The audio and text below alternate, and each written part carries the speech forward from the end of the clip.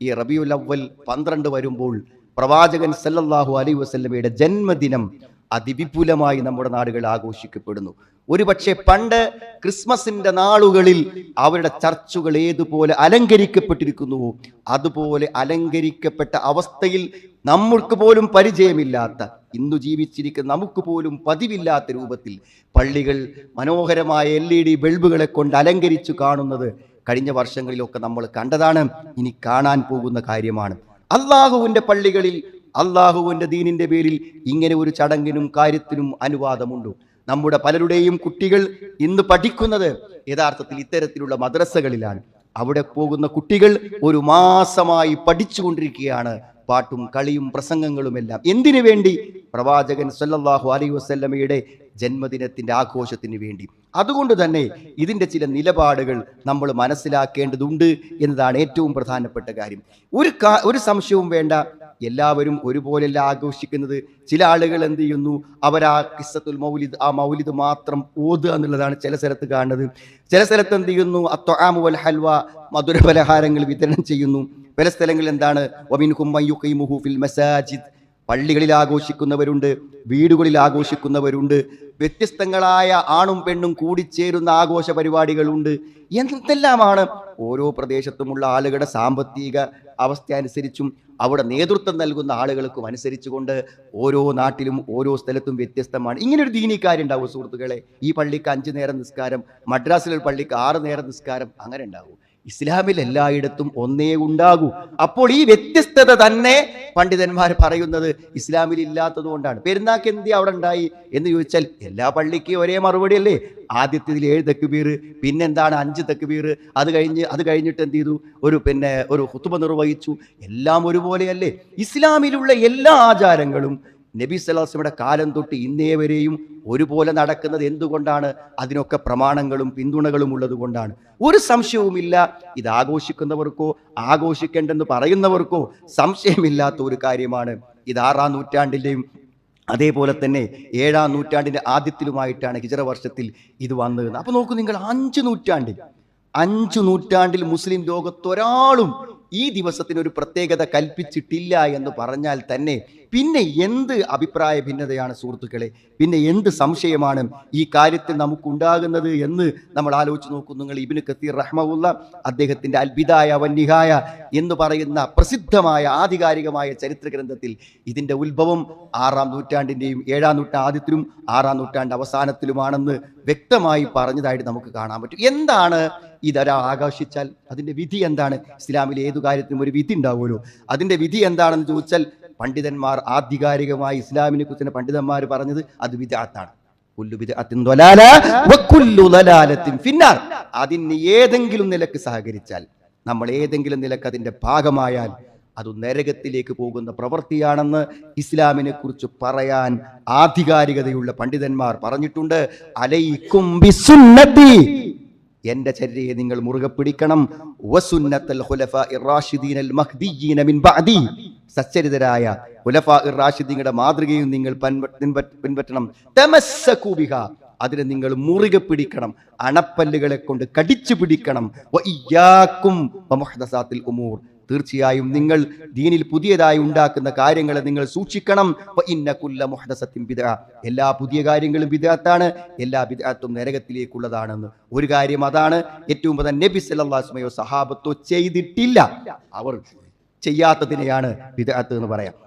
രണ്ടാമത്തെ കാര്യം, ഇത് ക്രിസ്ത്യാനികളുടെ ക്രിസ്മസിനോട് സാദൃശ്യമുള്ള അതേ ഒരു പ്രവൃത്തിയാണ്.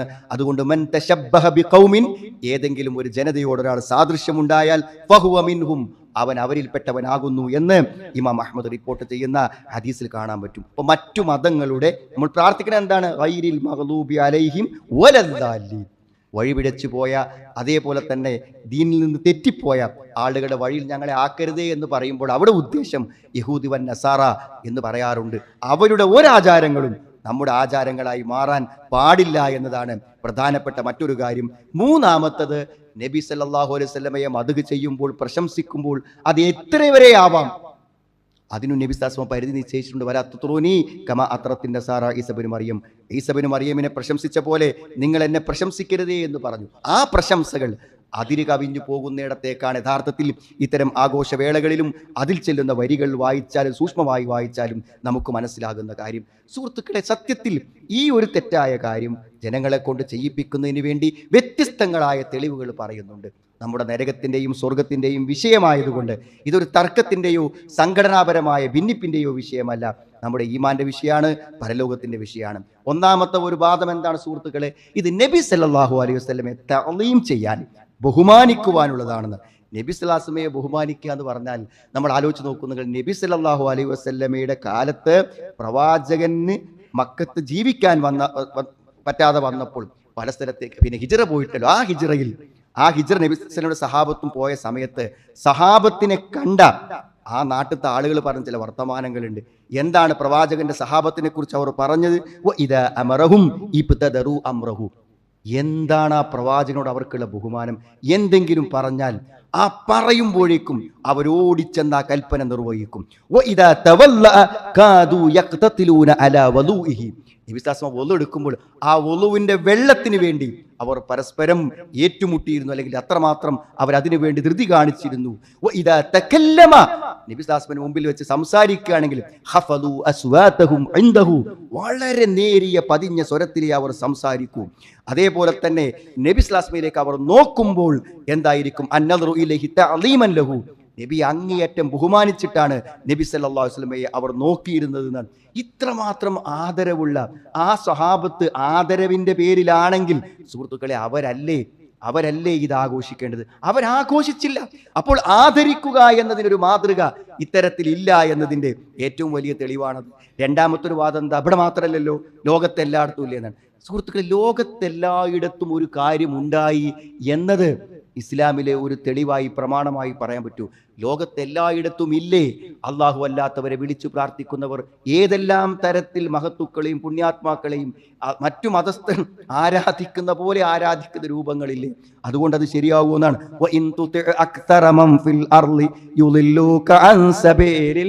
സൂറത്ത് അൻആം 116 ആയത്തിൽ അള്ളാഹ് പറയുന്നു, ഭൂമിയിൽ ബഹുഭൂരിപക്ഷം വരുന്നവരെ നീ അനുസരിക്കുകയാണെങ്കിൽ അവർ നിന്നെ വഴിതെറ്റിച്ച് കളയും എന്ന് പറയുന്നുണ്ട്. അതിന്റെ അർത്ഥം എന്താണ് സുഹൃത്തുക്കളെ? ഭൂരിപക്ഷം എന്ത് ചെയ്യുന്നു എന്ന് നോക്കിയിട്ടല്ല നമ്മുടെ ഇസ്ലാമിന്റെ കാര്യങ്ങളും പ്രമാണങ്ങളും തീരുമാനിക്കേണ്ടതെന്നാണ്. ലോകത്തെ ഏറ്റവും പ്രമുഖരായിട്ടുള്ള ഒട്ടനവധി പണ്ഡിതന്മാർ ഇത് ബിദ്അത്താണെന്ന് ഫത്വ കൊടുക്കുകയും അതിനെ നിരോധിക്കുകയും ചെയ്യുമ്പോൾ ആ പ്രമാണങ്ങൾക്കല്ലേ നമ്മൾ മുൻതൂക്കം കൊടുക്കേണ്ടത്? മൂന്നാമത്തെ ഒരു കാര്യം, നബി സല്ലല്ലാഹു അലൈഹി വസല്ലമയുടെ ആ ജന്മദിനത്തിന്റെ ഓർമ്മകളെ നബി ജനിച്ചതിന്റെ ഓർമ്മകളെ പുതുക്കുന്നതിന് വേണ്ടിയിട്ടാണ് എന്നാണ്. സഹോദരങ്ങളെ, നബി സല്ലല്ലാഹു അലൈഹി വസല്ലമയെ നമ്മൾ മറക്കുമോ? അങ്ങനെ മറന്നു പോകുമോ നബി സല്ലല്ലാഹു അലൈഹി വസല്ലമയെ? നമ്മൾ ആരാ മറക്കുക സുഹൃത്തുക്കളെ? രാവിലെ എഴുന്നേൽക്കുമ്പോൾ നമ്മൾ എന്താണ് അൽഹംദുലില്ലാഹില്ലദീ അഹ്യാന ആരാ പഠിപ്പിച്ചത്? ഉറങ്ങാൻ കിടക്കുമ്പോൾ, ജീവിതത്തിന്റെ ഒരു ചെരുപ്പിടുമ്പോൾ വരെ സുഹൃത്തുക്കളെ വലതുകാലിൽ ചെരുപ്പിടൂല. എങ്ങനെ നമ്മൾ മറക്കുക? നബി സ്വല്ലല്ലാഹു അലൈഹി വസല്ലമയുടെ മാതൃകയെ ജീവിതത്തിന്റെ എല്ലാ രംഗങ്ങളിലും നമ്മൾ പിന്തുടരുന്ന ഒരാൾക്ക് ഏതെങ്കിലും ഒരു വർഷം, ഇപ്പൊ ഇവിടെ ചില മഹാന്മാരെയും ഭൗതികമായി ചിന്തിക്കുന്ന ചില ശാസ്ത്രജ്ഞന്മാരെയും ആൾക്കാരെ ഓർക്കാൻ വേണ്ടി ഓരോ ദിവസം വെക്കും. അതേപോലെ നമ്മൾ ഓർക്കുന്നതാണോ നബി സല്ലല്ലാഹു അലൈഹി വസല്ലമയെ എന്ന് ഗൗരവത്തോടെ നമ്മൾ ആലോചിക്കേണ്ട കാര്യമില്ലേ? അങ്ങനെ നബി സല്ലല്ലാഹു അലൈഹി വസല്ലമയെ ഒരു ദിവസം നിശ്ചയിച്ച് ഓർക്കേണ്ട ഒരു കാര്യം നമ്മളെത്തില്ല. എപ്പോഴും നിസ്കരിക്കുമ്പോഴും ഒളുവെടുക്കുമ്പോഴും നടക്കുമ്പോഴും ഇരിക്കുമ്പോഴും കിടക്കുമ്പോഴും എല്ലാം നമ്മുടെ മനസ്സിൽ ആ ഓർമ്മയുണ്ടായിരിക്കുമെന്നാണ്.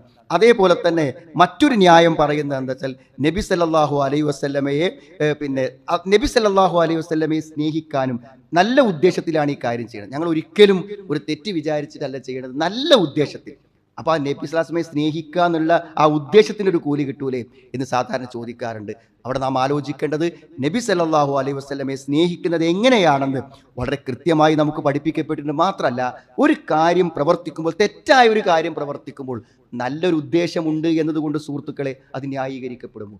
തെറ്റാണെങ്കിൽ അത് എത്ര നല്ല ഉദ്ദേശത്തിൽ ചെയ്താലും അതെന്ത് ചെയ്യും? തെറ്റായി തന്നെ വരും. അപ്പോൾ ഉദ്ദേശശുദ്ധി കൊണ്ടൊരു കാര്യം നന്നാകും എന്ന് പറയുന്നതിനും അടിസ്ഥാനമില്ല എന്നുള്ളതാണ്. ഈ പറയപ്പെടുന്ന ന്യായങ്ങളാണ് സാധാരണ ഇത്തരം കാര്യങ്ങൾക്ക് നിരന്തരമായി ആളുകൾ പറഞ്ഞുകൊണ്ടിരിക്കുന്ന കാര്യങ്ങൾ. അതേപോലെ തന്നെ മറ്റൊരു കാര്യം എന്താണ്? ഞാൻ നേരത്തെ പറഞ്ഞ നബി സ്വല്ലല്ലാഹു അലൈഹി വസല്ലമയെ സ്നേഹിക്കണം. നബി സല്ലല്ലാഹു അലൈഹി വസല്ലമയെ സ്നേഹിക്കുക എന്നുള്ള ഈമാന്റെ ഭാഗമാണ്. നമ്മുടെ മക്കളെക്കാളും മാതാപിതാക്കളെക്കാളും ഒക്കെ നമ്മൾ നബി സ്വല്ലല്ലാഹു അലൈഹി വസല്ലമയെ സ്നേഹിക്കണം. അതെങ്ങനെയാണ് നബിയെ സ്നേഹിക്കേണ്ടത്?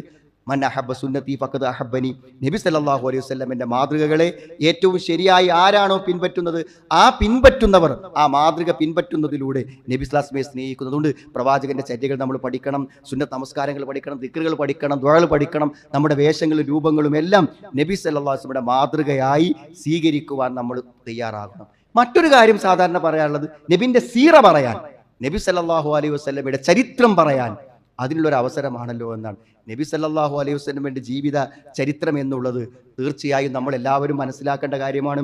ധാരാളം ഗ്രന്ഥങ്ങൾ ആ രംഗത്ത് എഴുതപ്പെട്ടിട്ടുണ്ട് സുഹൃത്തുക്കൾ. അത് ഏത് സന്ദർഭത്തിൽ നമ്മൾ വായിച്ച് പഠിക്കുകയും മനസ്സിലാക്കുകയും ചെയ്യേണ്ട ഒരു കാര്യമാണ്. അന്നത്തെ ഒരു ദിവസത്തെ പ്രഭാഷണത്തിൽ മാത്രം ഒതുക്കേണ്ട ഒരു കാര്യമല്ല എന്ന് നമ്മൾ പ്രത്യേകം മനസ്സിലാക്കുക.